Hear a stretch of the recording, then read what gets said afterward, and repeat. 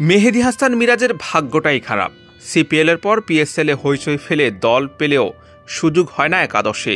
লাহোর চ্যালেঞ্জার্সের ফাইনালে যাওয়ার লড়াইয়ে ইসলামাবাদ ইউনাইটেডের বিপক্ষে লাহোরের একাদশে জায়গা পেয়েছেন স্বদেশি সাকিব আল হাসান ও রিশাদ হোসেন। প্রথম ম্যাচের পর দ্বিতীয় ম্যাচেও মাঠে নামার সুযোগ হয়নি এই অলরাউন্ডারের। তবে কি মিরাজের আর খেলা হবে না বিদেশি লিগ? মিরাজ বিদেশি লিগে প্রথমবারের মতো ডাক পান 2017 সালে। সে বছর ত্রিনবাগো নাইট রাইডার্সের হয়ে ক্যারিবিয়ান প্রিমিয়ার লিগ সিপিএল খেলতে গিয়েছিলেন।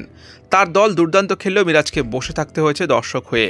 পুরো আসরে একটা ম্যাচও সুযোগ হয়নি তার একাদশে। প্রথমবারের মতো বিদেশি লিগ খেলতে গিয়ে বেঞ্চ গরম করেছেন। 8 বছর পর আবারও পিএসএল দল পেয়ে হইচই ফেলে দেন মিরাজ, কিন্তু এবারও সেই একই দৃশ্য।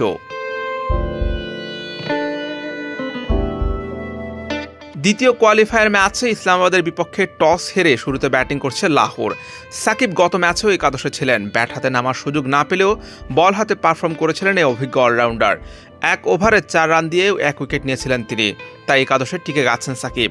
অন্যদিকে একাদশে ফিরেছেন আরেক বাংলাদেশি রিশাদ হোসেন। এই লেগিকে জায়গা করে দিতে একাদশ থেকে ছিটকে গেছেন পেসার জামান খান। লাহোরের একাদশে একটি পরিবর্তন এসেছে।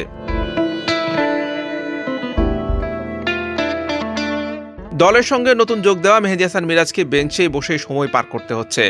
এখনও অভিষেকের অপেক্ষায় আছেন এই স্পিন অলরাউন্ডার। তবে সাকিব না থাকলে কিংবা পারফর্ম করতে না পারলে তার জায়গায় সুযোগ মিলত মিরাজের। বিদেশি লিগের অভিষেকের অপেক্ষা যেন আরেকটু বাড়ল। তবে লাহোর ফাইনালে গেলে বিদেশি লিগে অভিষেকের আরও একটি সুযোগ থাকবে মিরাজের সামনে।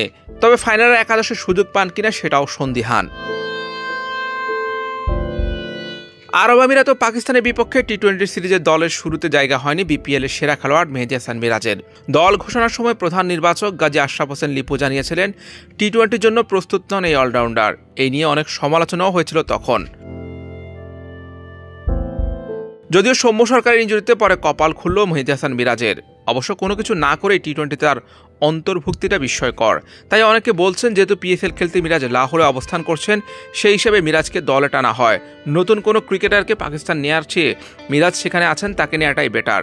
সেই হিসেবে বলা যায় পিএসএলে ম্যাচ খেলতে না পারলেও মিরাজের লস হয়নি, বরং লাভই হয়েছে। অন্তত এই উসিলায় আবার জাতীয় দলের টি-20 স্কোয়াডে প্রবেশ করলেন। পাকিস্তান সিরিজে পারফর্ম করে জায়গাটা পাকা করে নিতে পারলে সেটা মিরাজের জন্য সোনায় সোহাগা। Sen Arman, BD Cric time.